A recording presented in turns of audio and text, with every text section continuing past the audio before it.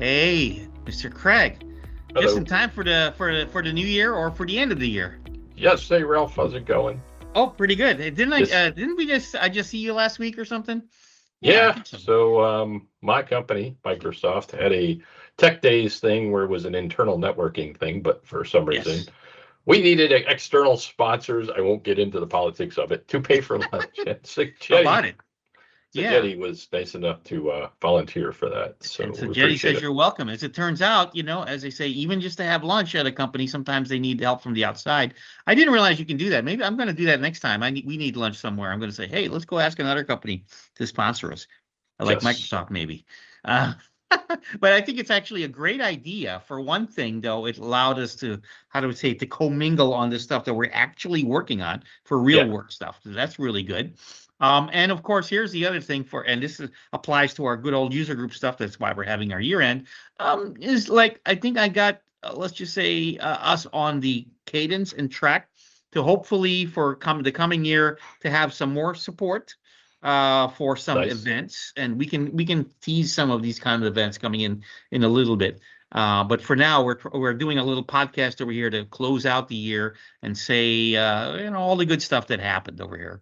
Yeah, Besides that last weekend's blowout of you know who.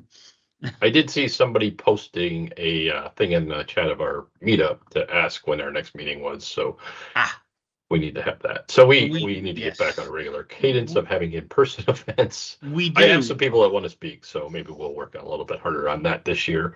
We do. So that's going to be like a New Year's resolution. Absolutely. We're going to do a little more follow up and I think, more activities.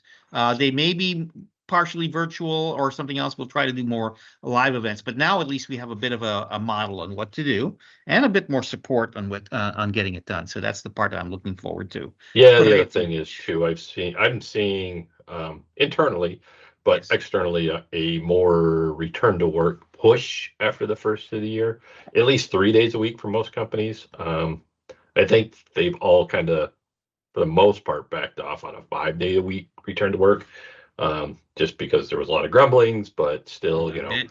get in there, get people, especially newer people, being able to network and know who you should reach out to, because it gets kind of hard to do it when you're doing that virtually. And then, only having to come in or not having to come in when you really need to work from home, because I think a lot of us got used to, well, I was home shored for many, many years, but the way that the world works, right? The ability to get like your car fixed or something on a Friday, where you can just drop it off and then come back and pick it up, is Right. a lot easier to do if you're working from home than having to commute into an office that takes you a half hour, 45 minutes to get to. Right. I mean, the time is lost over there. However, yeah, I mean, obviously we have the powers, that can get you to continue working with internet or everything else. And it's like, but it's not that easy, right? You have to commute where there's commuting. If you're driving, it's done, right? Yeah, There's no co-pilot that's going to help you. As they say, don't co-pilot while you drive. Just saying for a yet friend. they're getting there, but They're getting um, there. Wouldn't that be crazy? It's like, co-pilot, can you take the wheel while I try to figure this out? And when that happens, I'm going to say, okay, that's it. Skynet is here. yes. So when we have the self-driving cars, when we're getting closer and closer, the other thing about that though is I've had this conversation, and I know we're not like a modern work type of, but let's make sure people are going into work to work with people versus going into Yes. work to work from home. Because I've seen many organizations where somebody will go in and they'll just like work at their desk the whole day and take every meeting from their desk. And Right. And done. while we liked that in the Teams world, right? It's Some employees start to get resentful as to why am I going in if nobody Yeah. else is It going in, or if nobody defeats else the is purpose, right? The in the meeting. idea is collaboration with folks, and when you're collaborating in teams, we all see that, right? Where in teams we're trying to do stuff, maybe we're talking over each other. It's different when you're in person and you get that direct, Yeah, interaction for being able to work. As they yeah, say, if you're like in a session and people can see, people can read. There's a room to read for one thing. You can't really read the room when all you're looking at is avatars and like initials yeah. on And the thing. I've had a couple IT leaders start to dispute that, but then kind of go, Yeah, I came in yesterday and I went into my office and I closed the door and I came out for lunch. Went back in and closed the door and then I left at 5, so I didn't see anybody. So I'm guilty of that. So maybe we need to rethink how we're doing it. Sure So, enough.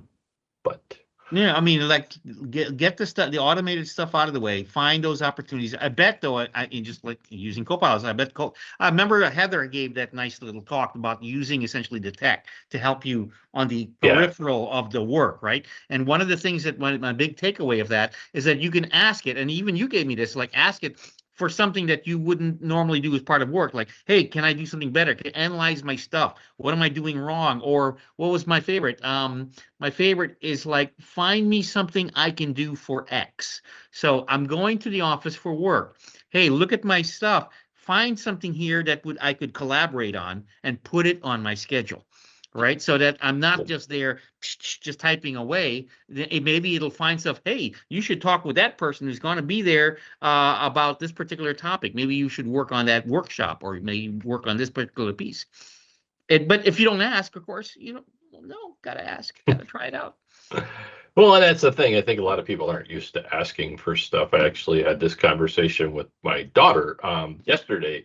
Not just some stuff going on with her, one of the extracurricular activities that she does, and Yes, not feeling that somebody asked for something and got something that they didn't right. think that the person should ask for, and then we're upset that she got what she was asking for. And I'm like, well, nothing. I'm like, I can tell you how the world works. If you Yep, expect things to just come to you, they rarely do. You have to be willing to go out and put the effort into and ask for it. And sometimes you'll tell no, but sometimes you'll get told yes. that's right. And then sometimes Uh, it's just the location. You happen to be in the right place at the right time. And if you weren't there, how are you going to know? If you're basically here hidden on the online world, unless they somehow were tracking you or looking for you directly, it won't happen. I'll give you an example. I'm over at the when we go to the conferences like at Ignite, which I that was was at. my next question, but we'll get Yeah, to that in a minute. yeah. So, the concept of because I was there, being there in a certain area, running into certain people who I normally I work with, quote unquote, every day, but suddenly we're in the same room, the same place with this combination of people. Next thing you know, we're discussing a plan for 2026 that probably would not have happened had we not just happened to be there together. All right. It's like nobody would have thought of asking it, but somehow that combination of us in a little mini think tank made something happen. And I'll Yeah, so talk about that one when I'll it tell you comes. a similar thing to that with people that you actually know. And some of our listeners, if we have listeners, well, might know. Oh, yes. Don't worry. We're But going to have some more. we had the Chicago AI tour in Chicago a couple months Right. ago, right? So you're pretty familiar with April Dunham, right? She reached Yes. out to me and asked me if I could like proctor or help proctor some of the Yes. sessions where they were trying to teach people and do exams and stuff like that. And I Yes. said, no, I'm sorry, I'm already helping out with the EDU booth. Right. So, but I'm like, Anthony Escobedo is awesome, right? You know Anthony. And I said, like, Good old Anthony. here, He's been connect with a regular him. in our program, as they say.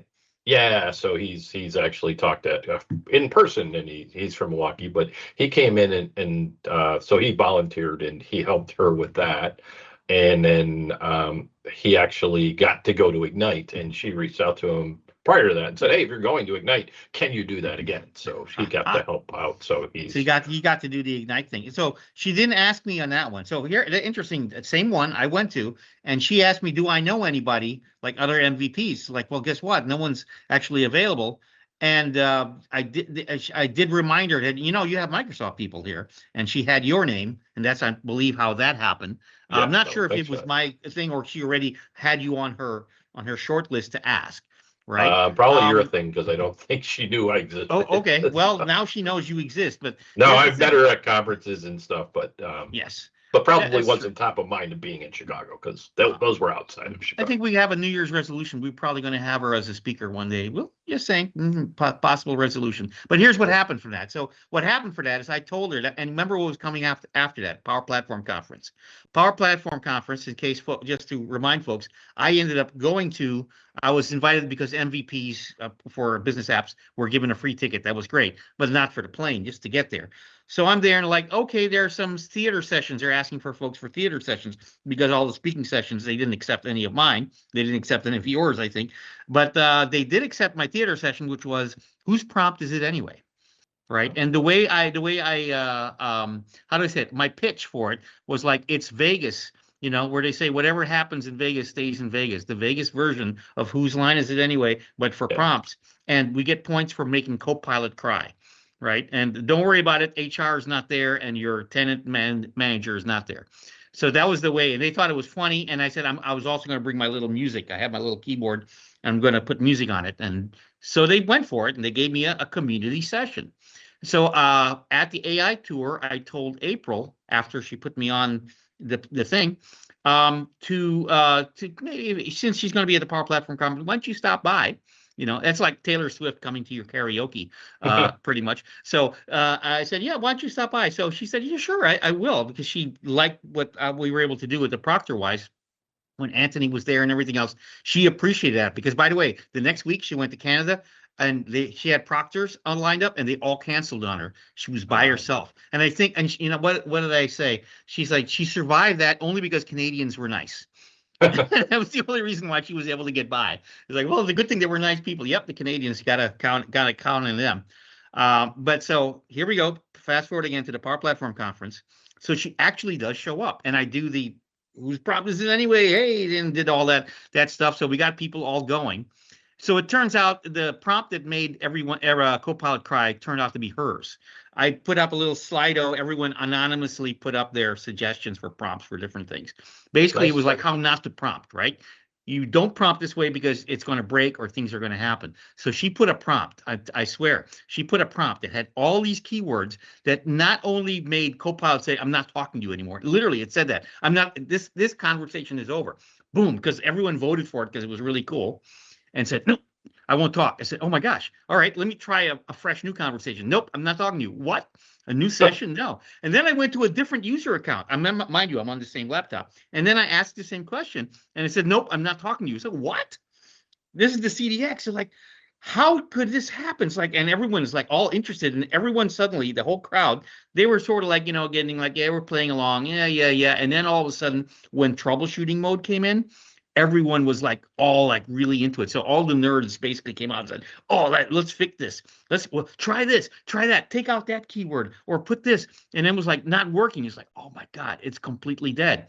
And it said, "Let's try it from another machine." So I brought out my phone and I tried to connect to it. And then it said, "Oh," I said, "Copilot, are you okay?" And it says, "Yeah, I'm fine. How are you?"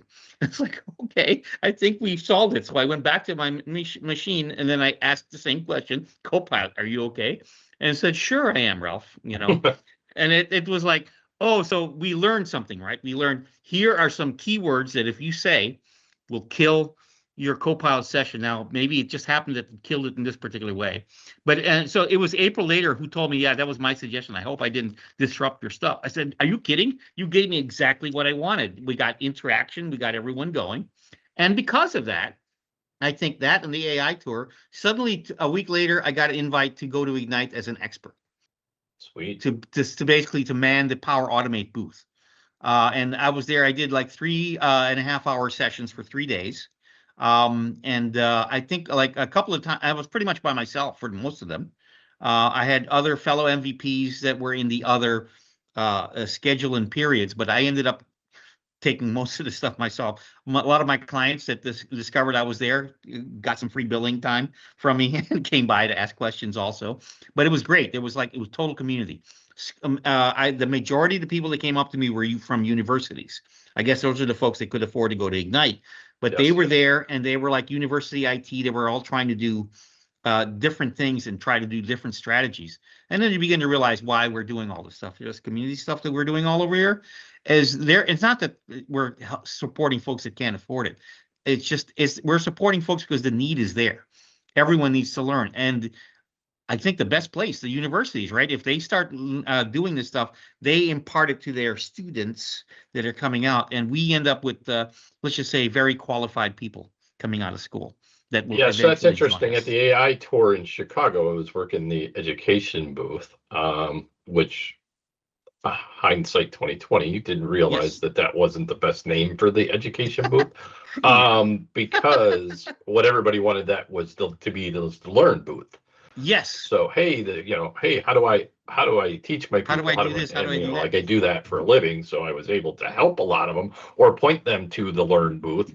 But Right. I was like, no, this is for how schools should use it, and high schools and colleges and just kind of the Right. Actual, programs and stuff. actual, the EDU booth. Maybe it should have been the EDU booth, dot edu. Yeah, so but a lot of them, there were a lot of people who were like, I do, hey, my students are starting to use this. What can I do with this? What are ideas? And then I had a number of people that were like, oh, my spouse is a teacher and I just happen to be here because I'm in IT. What can I tell them? And one of the interesting things so we're talking school here is, I told them like my daughters will occasionally use AI, whether or not they're supposed to, but I'm like, they don't do it for how do I answer a question, right? It's one of the things that they used it for. My one daughter had used it because she had to do a research paper and then she needed a graph or something to go along with that. And we couldn't find the visual for that. So she said, hey, based on this, right, what I wrote, please give me a visual that I can put into my paper. And it There you created go. like this chart. And so like she told that to her teachers, like I couldn't find what I was looking for. So I used it. And he thought that was a good use for it, right? There you Use it go. to augment your learning, not replace your learning. So Exactly. I totally agree on that. Speaking of learning, so a lot of things from Ignite. I mean, we saw stuff at Build. I think one of our very first sessions that we had early in the year was when we gave like a recap on here's the Power Platform in 2025, what it yeah, looks like. And I remember Anthony happened to be there and gave a good talk about the Copilot stuff.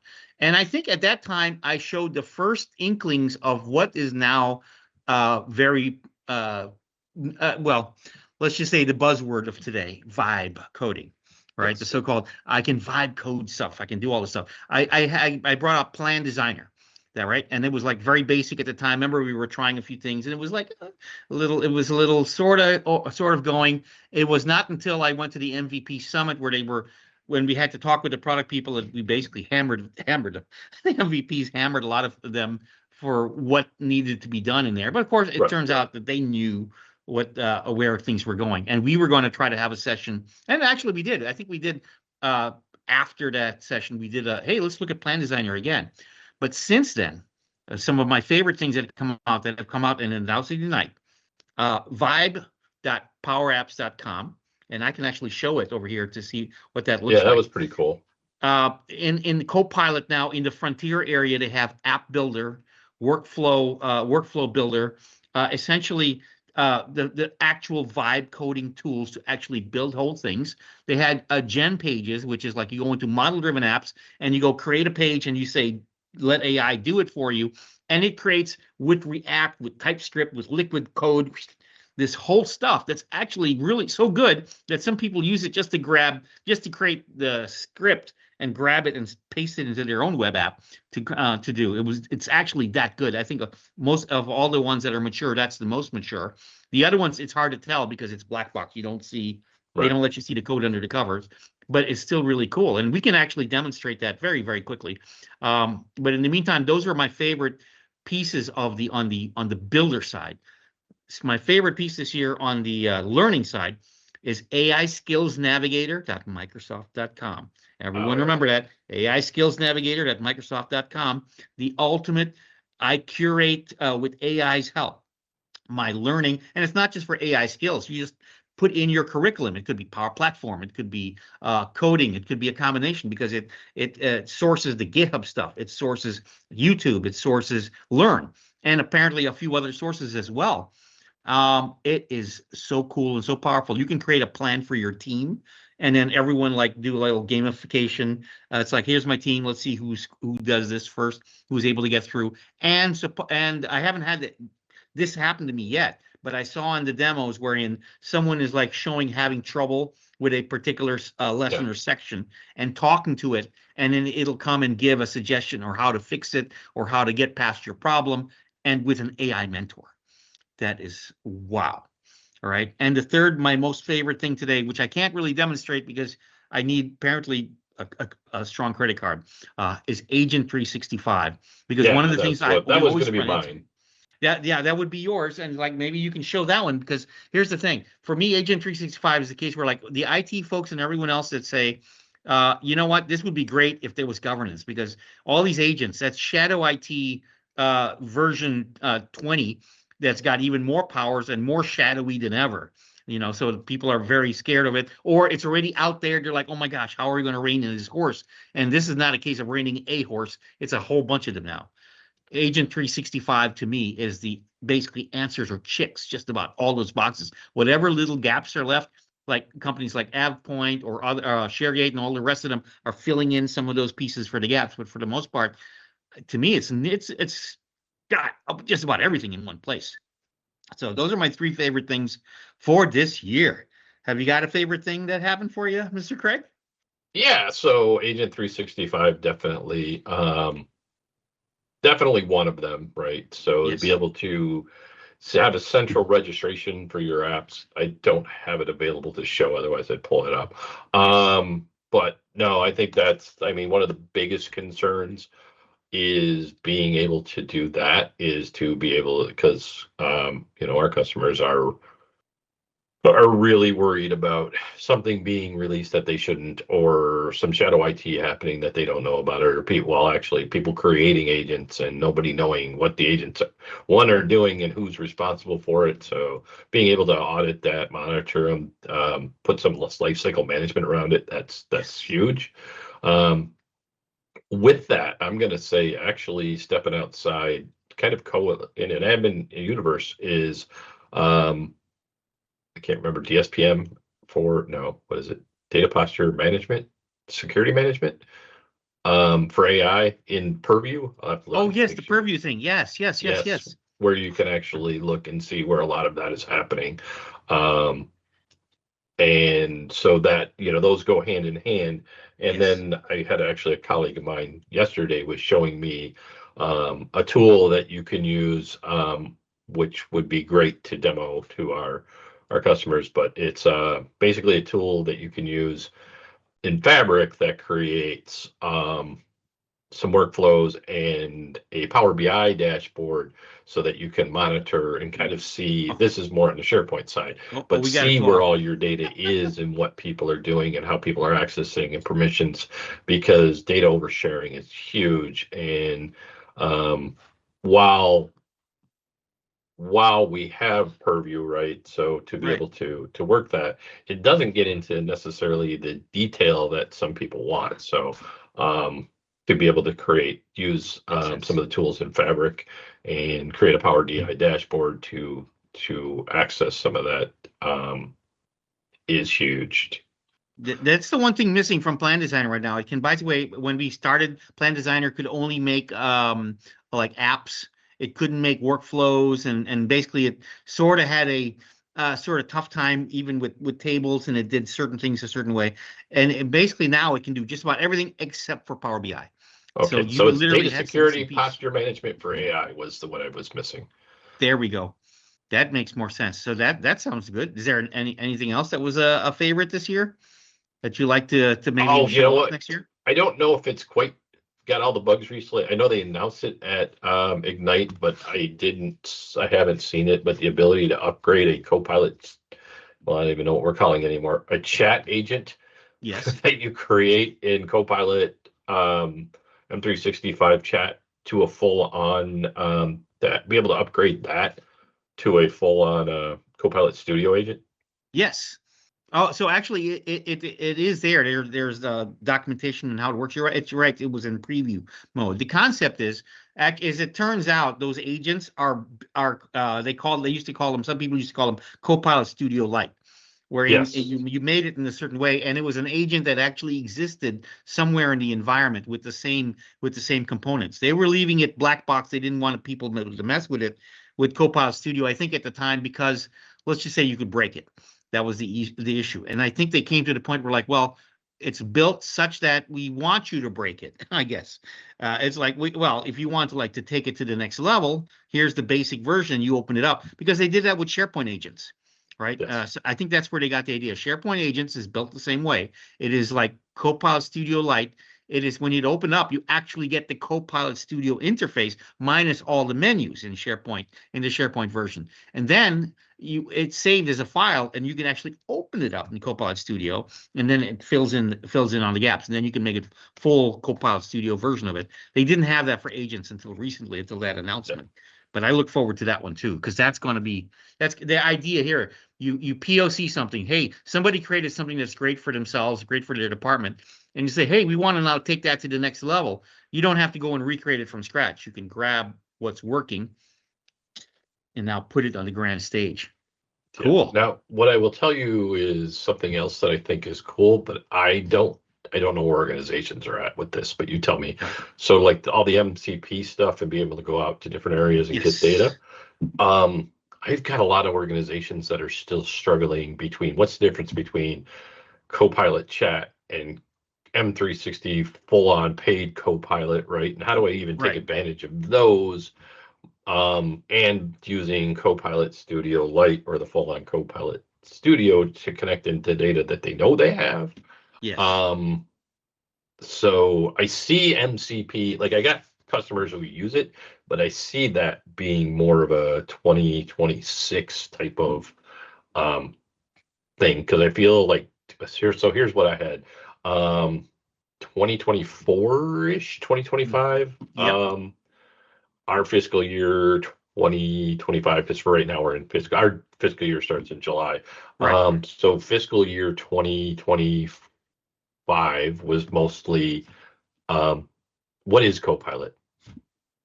Am I even interested in, or what is AI? Am I even interested in this? How does Right. it help me? So the conversations I've had for customers have changed from this is what AI is to Right. this is how you can, to this is how you can use it to be more What can I productive. do Come with it? in, check Right. your email, all, string this stuff together, checking emails, creating reports, creating documents. Now customers are coming in this year and be like, well, we want to create agents. So we want to streamline some of our business processes. Well, that's Right. been a lot of conversations about, do you know what your business process even is? No, of course not. But let's try to streamline that. And do you have your control of your data? So Right. that's some of those conversations because they're coming Yes. in like some people like we want to launch a rocket to the moon, but they can't even drive across the country, right? They can't. Yep. Right now, but they're ready because they saw the rocket ships. Like, hey, I want to get in on it. I want Yeah, to get on there. so I'm thinking people are like getting comfortable and getting their data in order now. And there are Yes. some certainly some customers who are doing awesome things, but Yes. I want to put them into like those are like the bell curve, right? So you've got like the 1 and 2 different, you've got like the tail end that's doing a lot of stuff, and then Right. you've got this bell curve that's trying to figure it all out, and then you got the other half that's going, oh wait, we will get into AI if we ever need it. Yep, Right. exactly. So that top of the bell curve over there on the other side, this is the other major term that has come out to me this year, besides vibe coding as a thing, was the concept of the frontier firm. Firm, yes. So they're Microsoft, I've noticed, is like pushing this concept of like be a frontier firm, be out there. What does that mean? It's like you're like out in the Wild West where all kinds of crazy stuff and animals can bite you and all that stuff, perhaps. No, sort of. The concept is being ahead, being in the frontier where essentially the sky's the limit. There's no end to the land, the ultimate manifest destiny, without any of the, let's just say, the baggage of things that are in the way, right? I do And I'm find interesting about Yes, that is I've got customer you will hear depending on where you reports that yes, a lot of AI initiatives have failed. yes. And I don't buy based on what I've talked to my customers, I don't see that happening a lot. I So see that they are not necessarily as successful as everybody would want them to be, right? yes, Um, but what I have saw is the ones that kind of have quote unquote failed weren't very well planned to begin with. It was begin like, with, right? oh, we don't know the process. We didn't have our data in a row. So this didn't work like we wanted it, but I see these companies that are trying to do this are doing, what's been popular is failing fast, right? They're learning what didn't work, and they have smaller successes that aren't as published, I think. And you're going to see more of it start to happen as customers go, okay, this didn't work for us, but this did. And now we've gotten our data, we've figured it out, we've got our data where we want it to be, and there we'll be making better choices. Ha. That makes a lot more sense, and it's true. In my end, we hear about where things did not go right, and in a lot of cases, where it didn't go right was again not knowing the pieces, not knowing the data, not having the process together. Essentially, it's failing in putting together the process. The ironic thing though, with a lot of it, is the same tools that they're trying to build with or build at a target like AI and everything else. They could have used to validate what it Yes. is that they were building. It's like, hey, here's my requirements. Copilot, thank you for creating these requirements. Now, hey, Copilot number 2, look over these requirements. Are these any good? Make them fight or something. Yes. Basically, Or just validate asking what the for heck. suggestions. How would you make this better, right? Right, exactly. And you go through iterations because people think I have the one prompt to rule them all. This is the case. It's not really true. There's going to be iteration. In fact, we taught this at a workshop where someone said, "Hey, give us a prompt and make it as complete as you can," and everything else. We taught them how not to do it when they made it that complete, and we said, "Well, see what it did. It got itself into the rabbit hole. Try to get itself out. Really hard, isn't it? Now try breaking it up and see what your result is."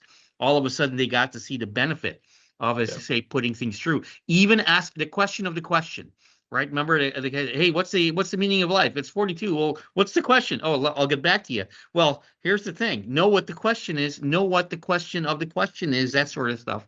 Going Yeah. through it and coming up with the proper process, and basically throwing stones at it. And that's what I do. I like to do with my Copilot stuff that I'm putting together. So I see the requirements, I see the pieces, and I'm like, what's missing from here? Right now, I can actually ask Copilot to tell me that, and it'll give me an opinion. All right, and I'm going to call it an opinion because it's based on whatever knowledge. In my case, I'm like, okay, that's great. I like that. This one, nah, I know the answer to this, and I'll update it. I'm like, okay, let me update your knowledge based on what I see. Think about it this way now, and stop thinking about that because I have an answer to that, and let it go. Right, Yeah. the process being we had a case really when there was like a fabric implementation, and they said it failed really bad. And why did it fail? Because nobody knew the licensing, and they went and did this thing, and all of a sudden they had this cost that nobody was expecting. They said, dudes, you did fabric, you did all this stuff, you did premium-y stuff, and you expected it to be free. How did that happen? How did something that big get past everybody? And sometimes it's like that's what it is. It's like you validate it. It's like, do I have everything? Do I have everything for the solution architect, for the IT guy, for the accounting guy, for the stakeholder X, Y, and Z? Yeah. Look at what I'm looking at. Give me the view for those people. Make a mermaid diagram that can be understood by the business. Give me another diagram that's understood by the tech guy. Completely separate diagrams. But if I didn't ask for it, if I just assumed that I know what I'm doing and just went on it, then I'm going to get in trouble. That's the key, though. I think that's what I learned this year to do a lot more of, which is to check my work and let the Copilot do its thing, but still check the work. Again, I had to read through it because I'll be looking at it like, no, that's you're hallucinating, you're lying, and I'll tell it sometimes. Oh, that's a lie. You just told me this. Oh, like, oh, I'm sorry, Yeah. But if I didn't read it, I couldn't catch it. I still had to read it. And still involve people, because like I Yes. find that IT still fails to involve the business. Yeah. So, what I'm one of the things though that comes into play. There's two things over here. One is the hands-on. Everyone's playing with the stuff, but they're getting hands-on their own, sometimes by themselves. Remember, working by Right. themselves situation. The tools are there for collaboration. The notebook feature, the pages feature, all this other stuff, but hardly anyone's using them. They keep showing them off, and we keep asking, who's using this? Very, very few people. It's like, well, why not? It's like, well, it's like cumbersome to have to copy paste into here or to work on here. Or I really don't want anyone seeing what I'm doing. Okay, then here's again, use the Copilot to help you and say, what can I put over here? Give me the thing, or take my stuff, make a better version of it that I can copy and cut and paste into the OneNote that everybody wants to see, and done. Yeah, right? the problem I've been having with that, and I know I shouldn't, is like creating pages, right? So if I Yes. create pages, I just have a whole, like, it's like all the bookmarks that I have on the top of my browser. So Right. then creating notebooks to put those in, and I don't know that's just creating folders. So it's still like it creates a lot of information. Yes. And now the idea again is to be able to discern it for what you need. Again, the tools. And if you didn't like it, ask again. Oh, what are the other big announcements that came in? The fact that it's not just GPT anymore in the Microsoft tool set. A reminder that in Foundry right alone, there's like 11,000 plus LLMs right in there. And then of course somebody said, "Is that it?" There's more than that. So yeah, I know, but 11,000. Just think about that number for a moment. And now let's go back to regular Copilot and say we can now choose what's called the Anthropic and talk to Claude, talk to one of those. I'm doing stuff that's codey or that's developery. It's not like general knowledge and working with stuff. You will get a different result. So now it becomes the idea of like not only how I ask, but who I'm asking. Do I know the Yeah, right so people? Right? definitely the ability to use more models Yes. and when you get into Copilot Studio to be able to select even further, and then if you need Further, to yes. then bust out into Foundry, And right? you So you you were have, talking about the MCP servers, the concept of people to be able to generate and create those or connect essentially to knowledge that's already there. What used to be orchestration that was always so tough to build is built in. And people say, well, is there an MCP server that does this? Yeah, find out if there is one first before you go and build something, really. Right? Yeah, that makes sense. Just following all those technologies, the fact that now Microsoft Foundry and Copilot Studio and all these pieces are basically overlap to the point where if you learn how to do things a certain way, you can use all the tools. I think we're going to try to do more of that this year with the Power Platform Group. yes. I'm thinking not so much like, remember there's sit down lessons, you sit down. We like to have nice events where somebody's like presenting somebody and something and everything else. I've been hearing that people want to get more hands-on, that people want to, if to learn it, they need to absorb it. The best way to absorb it is usually touchy-feely with stuff. So somebody's going to explain, here's a real world use case, and here's us solving the problem. And now, instead of like, it's like the do your own venture. Instead of me just lecturing you, here's how I solve this one problem. It's the case of like, here's the problem. We're going to solve it together. And in the end, we did it right when we come out with the same solution, or at least something similar. Or, hey, and if we come out with something better, oh, that'll be interesting, right? So that's what I'm thinking essentially. Our companies and a lot of and Microsoft has a deal with like skillable.com. I think right now that's my favorite platform of the tools, the lab stuff that's out Yeah, there. that's cool stuff. And if I can I know it costs a little bit, but I think that would be the best way to go. Is like you set up an environment where all the licenses and stuff are just there for you. There's no confusion between everybody's different nuances of environments. You get to play, you do your thing, and when it's done, it goes away and done. And then do it again, and then do it again. Rinse, repeat, rinse, repeat. That's what I'm hoping to bring in. I'm just crossing my fingers that we can get nice sponsors to help us for that one next year. But otherwise, though, that's what I'm looking forward to, that we should be doing more hackathon workshop stuff where right, we have a problem, maybe a problem that already was fixed by someone. Let's walk through it and see if we can solve it the same way, see if we can solve it a different way, but not do your straight up, we're selling Contoso coffee or Zava t-shirts, right? Do something a little bit different. Although I look forward to more Zava stuff, though. I do. Yeah, no, that'd be cool. All right. So, anyways, that's the ideas over here. I'm not sure. So we have. Do you want to show off?